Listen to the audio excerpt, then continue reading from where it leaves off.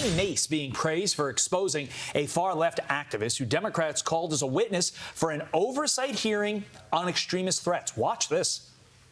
Only a few weeks after the attempted attack on a Supreme Court justice on June 25th, one of the witnesses, Alejandra Caraballo, tweeted out the following in response to a decision on abortion. The 6 justices who overturned Roe should never know peace again.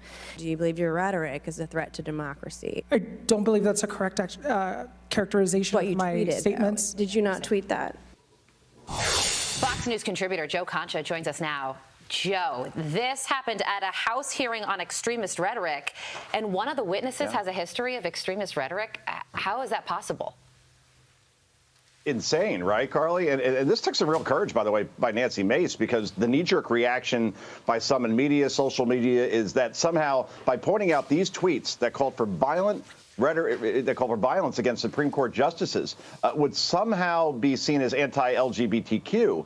Instead, Nancy Mace, like almost every other sane person in the country, is simply anti-threats to Supreme Court justices. And by the way, how did that tweet stay up under the old Twitter regime, calling for no peace for any Supreme Court justices? How did that survive the Trust and Safety Council exactly? Oh, that's right. Only one side was censored. I keep forgetting that, Todd.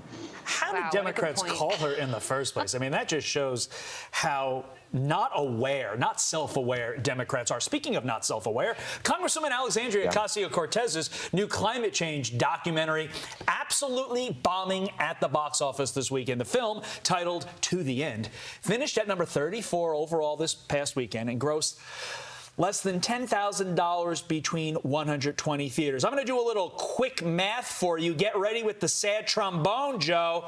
That is less than $80 per theater, not $80,000, 80. We're talking a cheap meal for 2 in New York City. Elites still love her, but has everyone else caught on by now, Joe? Wow, $80. That's 3 drinks next door to your left. That's remarkable. What is $80 a theater exactly? 5 people showing up, maybe, for something that got the best reviews of any film since, like, Gladiator?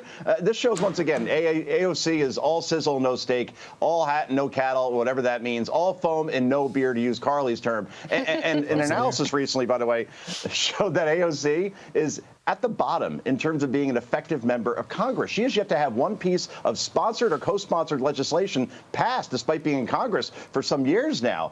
Yet the effusive praise from media just keeps coming because I guess she is really good at Instagram and has a lot of followers. Go figure. Joe, speaking of all sizzle, no steak, now I'm hungry. But that's what some people say about Vice President Kamala Harris, although there is a Washington Post columnist coming to her defense after being questioned about her viability as a presidential candidate. This WAPO columnist said if VP Harris is not having impact, it is mostly, perhaps entirely, because she is in the gilded prison known as the vice presidency. She is a much better and more effective politician than her current position allows her to demonstrate. She will be a formidable contender for the Democratic presidential nomination, if you can believe that that person said that. So it's the position she's in, not her.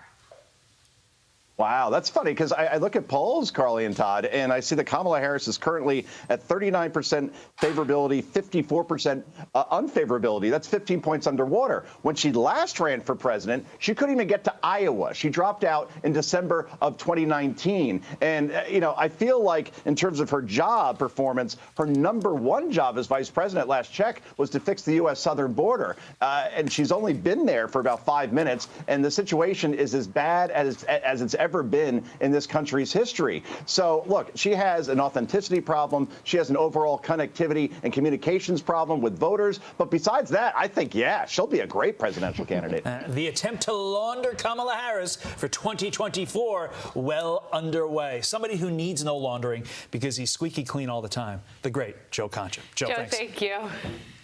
Steak and eggs. Having that next, Carly. Oh, so good. Can't wait. Love it. Yeah. You're pregnant. Go eat, please. Thank you. You're pregnant. I will. Thank you for the permission. No problem. I'm pregnant? FYI. Okay, cool.